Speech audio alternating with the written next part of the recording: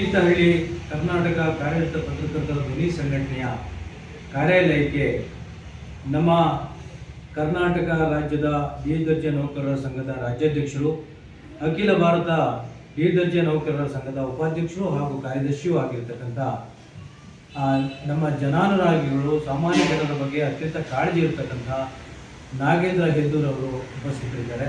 ಅವರಿಗೆ ನಾವು ಪೂರ್ವಕವಾಗಿ ನಮ್ಮ ಕಾರ್ಯರತ ಪತ್ರಕರ್ತರ ಧ್ವನಿ ಸಂಘಟನೆಯ ಪರವಾಗಿ ಸ್ವಾಗತವನ್ನು ಬಯಸ್ತೇವೆ.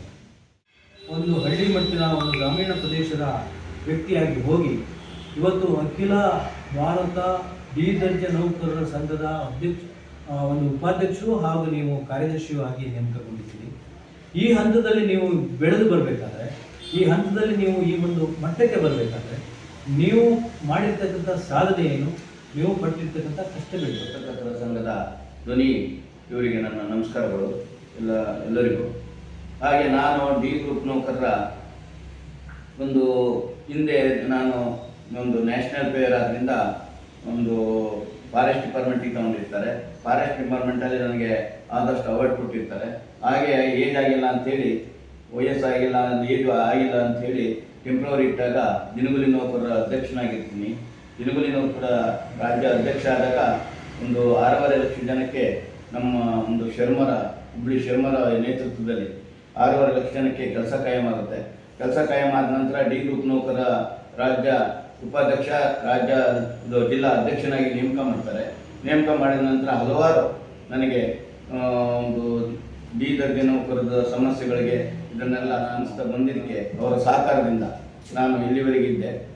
ಆದ್ದರಿಂದ ನನಗೆ 8/4/24ರಂದು ನನಗೆ ಅಲ್ಲಿ ಆಯ್ಕೆ ಮಾಡ್ತಾರೆ. ರಾಷ್ಟ್ರೀಯ ಲೆವೆಲ್ಲು ರಾಷ್ಟ್ರ ಆಲ್ ಇಂಡಿಯಾ ಡಿ ನೌಕರರಂದು 11/8/25ರಂದು ನನಗೆ ಬಂದು ತೀರ್ಥಹಳ್ಳಿಗೆ ಬಂದು ಇಡೀ ಒಂದು 26 ಸ್ಟೇಟಿಂದನೂ ಅಧ್ಯಕ್ಷಗಳು, ಕಾರ್ಯದರ್ಶಿಗಳು ಎಲ್ಲರೂ ಬಂದು ತೀರ್ಥಹಳ್ಳಿಗೆ ಬಂದು ನನಗೆ ಜವಾಬ್ದಾರಿಯನ್ನು ಕೊಡ್ತಾರೆ. ಆಲ್ ಇಂಡಿಯಾ ಡಿ ಗ್ರೂಪ್ ನೌಕರರು.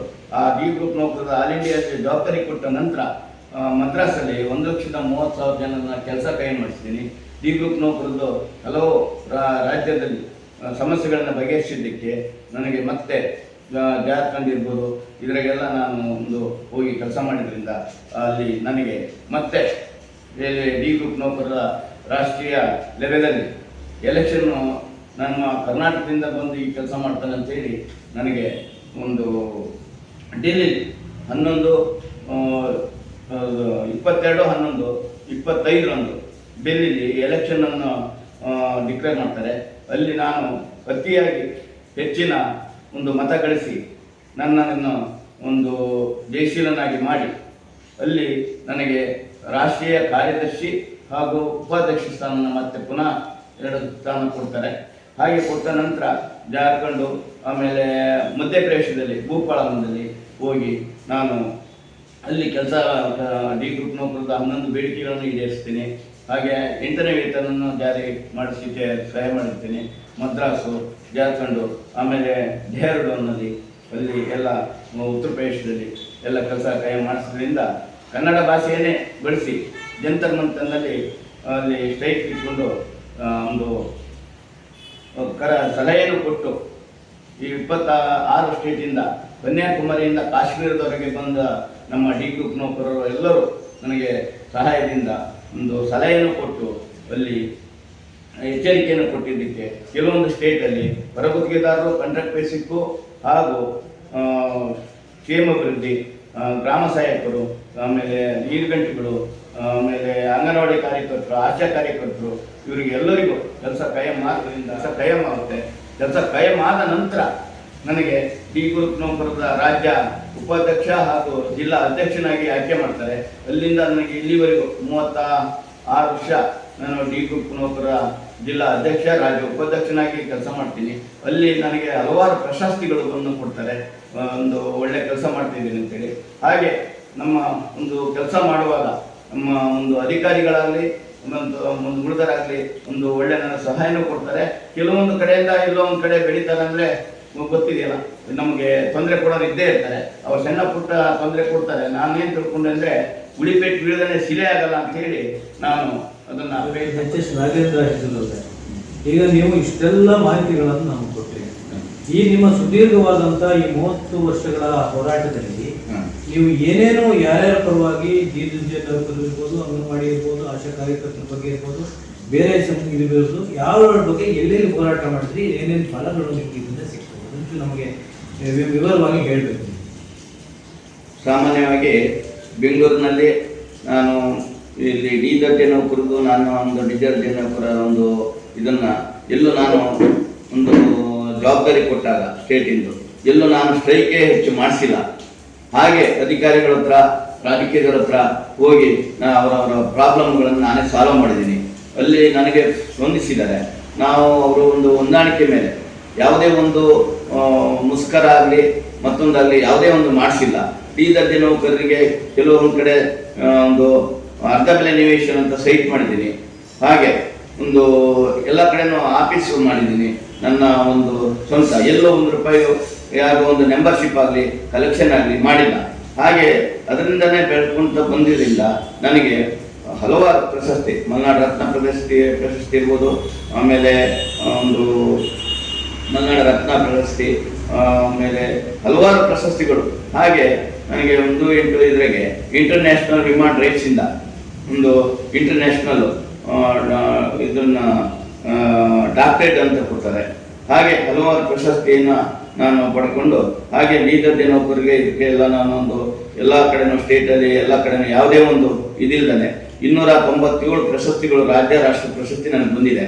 ಹಾಗಾದ್ರಿಂದ ರಾಷ್ಟ್ರ ಮಟ್ಟಕ್ಕೆ ನನಗೆ ಆಯ್ಕೆ ಮಾಡಿ ರಾಷ್ಟ್ರ ಮಟ್ಟದ ಜವಾಬ್ದಾರಿ ಕೊಟ್ಟ ನಂತರ ಹಲವಾರು ಸ್ಟೇಟಿನಲ್ಲಿ ಡಿ ಗ್ರೂಪ್ ನೌಕರದ 11 ಸಮಸ್ಯೆಗಳನ್ನು ಹಾಗೂ 8ನೇ ವೇತನವನ್ನು ಬಗೆಹರಿಸಿದ್ದಕ್ಕೆ, ಹಾಗೆ ಅಲ್ಲಿ ನಾನು ರಾಷ್ಟ್ರೀಯ ಮಟ್ಟದಲ್ಲಿ ಒಂದು ಅಂಗನವಾಡಿ ಕಾರ್ಯಕರ್ತರಿರ್ಬೋದು, ಅಂಗನವಾಡಿ ಸಹಾಯಕರಿರ್ಬೋದು, ಆಮೇಲೆ ಕ್ಷೇಮಾಭಿವೃದ್ಧಿ ಇರ್ಬೋದು, ಹಾಗೆ ಒಂದು ಗ್ರಾಮ ಸಹಾಯಕರಿರ್ಬೋದು, ಆಮೇಲೆ ನೀರು ಗಂಟಿಗಳು, ಹಾಗೆ ಒಂದು LS ಎಲ್ಲರಿಗೂ ನಾನು ಕೆಲವು ಸ್ಟೇಟಿನಲ್ಲಿ ಕೆಲಸ ಕೈ ಮಾಡೋದ್ರಿಂದ ಜಂತರ್ ಮಂತರ್ನಲ್ಲಿ ಸ್ಟ್ರೈಕ್ ಇಟ್ಕೊಂಡು ಒಂದು 7/6/7/26ರಲ್ಲಿ ಜಂತರ್ ಮಂತರ್ನಲ್ಲಿ ಸ್ಟ್ರೈಕ್ ಇಟ್ಕೊಂಡು ಜಂತರ್ ಮಂತರ್ನಲ್ಲಿ ಸಕ್ಸಸ್ ಆಗಿರುತ್ತೆ. ಅಲ್ಲಿ ಒಂದು ನಮ್ಮ ಒಂದು ಬೇಡಿಕೆಯನ್ನು ಸಲಹೆಯನ್ನು ಕೊಟ್ಟು ಬೇಡಿಕೆಯನ್ನು ಒಂದು ಕನ್ಯಾಕುಮಾರಿಯಿಂದ ಕಾಶ್ಮೀರದವರೆಗೂ 26 ಸ್ಟೇಟಿಂದ ಭಾಗವಹಿಸಿ ನಮ್ಮ ಒಂದು ಬೇಡಿಕೆಗಳು ಕೆಲವೊಂದು ಸ್ಟೇಟಿನಲ್ಲಿ ಸಕ್ಸಸ್ ಆಗಿದೆ. ಇನ್ನು ಕೆಲವೊಂದು ರಾಜ್ಯದಲ್ಲಿ ನಮ್ಮ ಕರ್ನಾಟಕದಲ್ಲಿ ಒಂದು 23/8/2023ರಲ್ಲಿ ವಿಧಾನಸೌಧದಲ್ಲಿ ಹೋಗಿ ಸಿದ್ದರಾಮಯ್ಯರ ಹತ್ರ ಬೇಡಿಕೊಂಡಾಗ ಅವರು 11.5 ಲಕ್ಷ ಜನಕ್ಕೆ ಕೆಲಸ ಕಾಯ ಮಾಡೋ ಉದ್ದೇಶದಿಂದ ಈ ಹೊರಗತ್ತಿಗೆ ಡಾಕ್ಟರ್ಗಳು, ಗೌರ್ಮೆಂಟ್ ಡಾಕ್ಟರ್ಗಳು ಸಹ ಇದ್ರು. ಅವರಿಗೆಲ್ಲ ಕೆಲಸ ಕೆಲವೊಂದು ಎಲ್ಲ DC ಆಯಾ ಜಿಲ್ಲೆಯ DC ಕಂಟ್ರೋಲಿಗೆ ಕೊಟ್ಬಿಟ್ಟು ಅಲ್ಲಿ ಕಮಿಟಿ ಮಾಡಿಬಿಟ್ಟು ಅವ್ರನ್ನ ಕೆಲಸ ಕಾಯ ಮಾಡಿಸ್ತೀವಿ ಅಂತೇಳಿ ಕೆಲವೊಂದು ರಾಜ್ಯದಲ್ಲಿ ಜಿಲ್ಲೆಯಲ್ಲಿ ಕೆಲಸ ಕಾಯಂ ಆಗಿದೆ. ಇನ್ನೂ ಆಗದಿದೆ ಬಾಕಿ. ಇನ್ನು ಮುಂದೆ ನಾವು ಅದನ್ನು ಮಾಡಲೇಬೇಕಂತೇಳಿ ಹೊರಗುತ್ತಿಗೆದಾರದು, ಕಾಂಟ್ರಾಕ್ಟ್ ಬೇಸಿಕ್ ಇವ್ರದ್ದು ಒಂದು ಕೆಲಸ ಕಾಯಂ ಮಾಡ್ಬೇಕಂತೇಳಿ ಒಂದು ಮುಂದಿನ ದಿನದಲ್ಲಿ ಮುಂದಿನ ತಿಂಗಳು ನಾನು ಒಂದು ಆಲ್ ಇಂಡಿಯಾ ಸಮ್ಮೇಳನ ನನ್ನ ತವರೂರಾದಂಥ ಬೆಂಗಳೂರು ಕರ್ನಾಟಕ ಆದ್ದರಿಂದ ಆಲ್ ಇಂಡಿಯಾ ಸಮ್ಮೇಳನವನ್ನು ನಾನು ನನ್ನ ಸ್ವಂತ ಖರ್ಚಿನಿಂದ, ಯಾಕೆ ಬೆಂಗಳೂರಿನಲ್ಲೇ ಇಟ್ಕೊಳ್ತಿದ್ದೀನಿ ಅಂದರೆ ನನ್ನ ತವರೂರು ಕರ್ನಾಟಕ, ಆದ್ದರಿಂದ ಆಲ್ ಇಂಡಿಯಾ ಸಮ್ಮೇಳನವನ್ನು ನಾನು ಸ್ವಂತ ಖರ್ಚಿನಿಂದ ನಾನು ಸಮ್ಮೇಳನ ಇಟ್ಕೊಳ್ತಿದ್ದೀನಿ. ಈ ಸಮ್ಮೇಳನಕ್ಕೆ ಒಂದು ಹೊರಗುತ್ತಿಗೆದಾರರು, ಕಾಂಟ್ರಾಕ್ಟ್ ಬೇಸಿಕ್ನವರು, ಅಂಗನವಾಡಿ ಕಾರ್ಯಕರ್ತರು ಎಲ್ಲರೂ, ಒಂದು ಡಿ ಗ್ರೂಪ್ ನೌಕರು ಎಲ್ಲರೂ ಮತ್ತು ಹೆಚ್ಚಿನಾಗಿ ನನ್ನ ಒಂದು ಜನಗಳ ಸಹಾಯ ಇದೆ ಅಂತ ಅನ್ಕೊಳ್ತೀನಿ. ಒಂದು ಸಮ್ಮೇಳನವನ್ನು ಜೋರಾಗಿ ಇಟ್ಕೊಂಡು ಇದನ್ನು ಮುಂದುವರಿಸ್ಬೇಕಂತೇಳಿ ನಾನು ಸಮ್ಮೇಳನ ಮಾಡ್ಬೇಕಂತ ಇದ್ದೀನಿ. ಇದಕ್ಕೆ ಎಲ್ಲರ ಸಹಕಾರನೂ ಬೇಕು, ನಿಮ್ಮೆಲ್ಲರ ಸಹಕಾರ ಇಲ್ಲದೇ ಯಾವುದೂ ಆಗೋದಿಲ್ಲ.